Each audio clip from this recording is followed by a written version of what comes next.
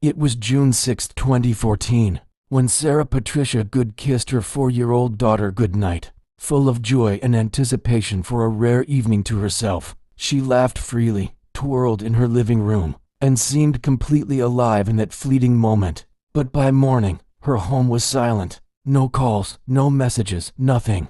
Friends and family described Sarah as loving, devoted, and fiercely protective of her little girl, Jocelyn. She balanced her role as a single mother while working as a medical technician in Medford, Long Island, a life full of routines, responsibilities, and small joys. Yet on that night, she was looking forward to a break. She had accepted an invitation to a small gathering, a rare night to let go, unwind, and reconnect with friends. At 21, juggling a demanding job and motherhood, she rarely allowed herself such freedoms. This night was meant to be different. After arranging for her brother-in-law to care for Jocelyn, Sarah finished her work shift, returned home to tidy up, and kissed her daughter one last time. She left her apartment dressed for a casual night out, unaware that this would be the final farewell. The party itself was ordinary at first.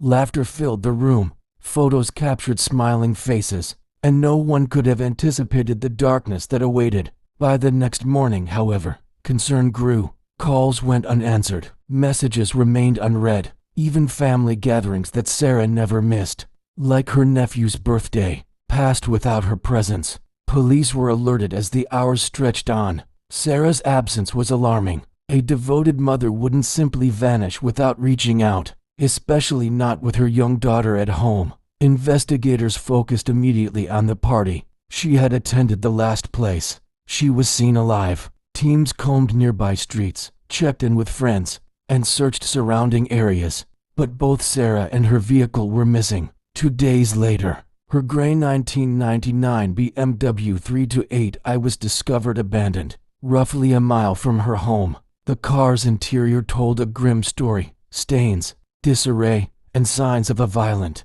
struggle hinted at something far more sinister than a simple disappearance. Volunteer search parties scoured the nearby woods 6 days after her disappearance. One participant, David Zorns, recalled an overwhelming, unsettling odor as soon as he stepped into the trees. Soon after, police cordoned off the area and the tragic truth was revealed. Sarah's body had been found, her life violently ended, leaving a grieving family and a shocked community behind. Investigators were faced with a complex puzzle. Who could commit such a heinous act, and why? All evidence pointed to one persona, troubled young man who had crossed paths with Sarah, and whose rejection might have triggered a deadly rage. But before the police could apprehend him, initial missteps complicated the case, leaving both the authorities and Sarah's loved ones desperate for answers. A mother gone in hours, a life stolen too soon. This was only the beginning. The next phase would uncover a trail of DNA, threatening messages, and a dark pattern of obsession that led to one of Long Island's most harrowing true crime cases. The investigation also revealed a dark history. In 2011, Dante had attempted a similar attack on another woman, who fortunately survived. This pattern underscored the danger he posed, leaving investigators racing against time to bring him to justice before he could harm anyone else. But even with evidence mounting, procedural missteps by law enforcement and legal technicalities delayed the path to trial. Dante's defense argued the DNA evidence was compromised, and the Miranda rights error cast doubt on initial detention. The stage was set for a legal battle that would test every piece of evidence collected and every witness testimony. This was not just a fight for justice, it was a race to ensure that a young mother's tragic death would not be in vain, and that her killer would face the consequences of his unthinkable crime. After months of investigation, the trial began, uncovering the horrifying details of Sarah Goode's final night. The courtroom was tense as prosecutors laid out the evidence. Dante Taylor's DNA was on Sarah's car. His cell phone tracked him to the crime scene, and palm prints tied him directly to the attack. Witness testimony confirmed he had pursued Sarah relentlessly at the party, only to be rejected repeatedly. The state painted a portrait of a man consumed by obsession and rage. Defense attorneys focused on procedural errors, arguing that the Miranda violation and initial detention without probable cause tainted the case.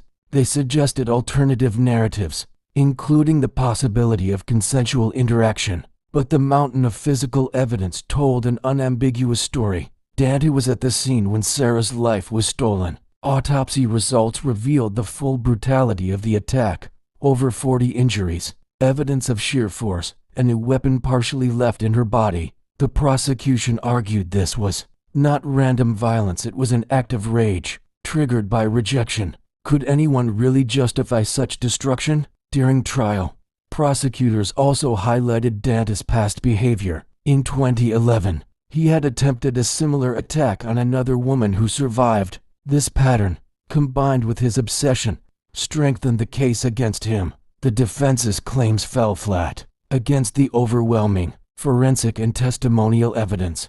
Ultimately, the jury found Dante Taylor guilty of first-degree murder. He was sentenced to life in prison without parole. Even in court, he showed no remorse, often smiling and remaining defiant, leaving Sarah's family shaken but resolute that justice had been served. However, Dante's story didn't end there. Reports surfaced of misconduct and struggles while incarcerated. Despite claims of dark thoughts and mental instability, he was transferred between units, facing punishment from guards. On October 7, 2017, Dante was found lifeless in his cell at just 22 years old. The man who had destroyed a young mother's life had met his own tragic end. Sarah's family mourned deeply, while Dante escaped long-term punishment. They found solace in knowing the truth had been revealed and justice had been recognized, even briefly. Meanwhile, Dante's mother filed a civil rights lawsuit, alleging mistreatment in prison,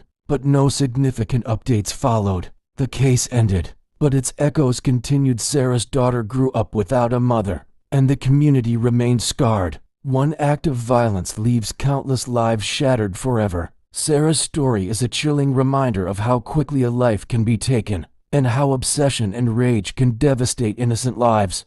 Her courage, her love for her daughter, and her memory live on, compelling us to remain vigilant, compassionate, and aware of the fragile nature of life.